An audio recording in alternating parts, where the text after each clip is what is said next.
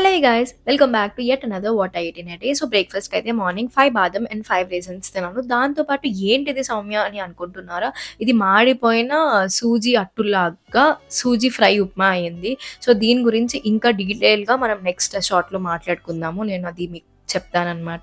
So లంచ్కి అయితే నేను soya curry with brown rice తిన్నాను. ఆ రోజు మా కొలీగ్స్ బయట తిందామన్నారు, బట్ నేను ఆల్రెడీ ప్రిపేర్ చేసుకొని వచ్చాను. అండ్ 28 డేస్లో 26th డే అనమాట నేను హెల్తీగా తినడం. సో 2 డేస్ తర్వాత ఎట్లనో నాకు బయట తినే ప్లాన్స్ ఉన్నాయి. సో అందుకని నేను ఎక్కడ టెంప్ట్ అవ్వకుండా మంచిగా నా ఫుడ్ అయితే నేను కుక్ చేసుకొని తినేసాను. So next cheat day videos కూడా వస్తూ ఉంటాయి. Stay tune. ఎక్కువ రోజులు కాదు, జస్ట్ ఒక 2 to 3 వీడియోస్ వస్తాయి. దాని తర్వాత మళ్ళీ మనం మన డైట్కి వెళ్ళిపోతాం.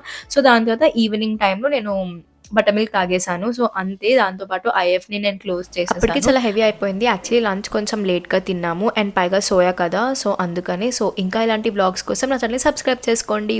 బై.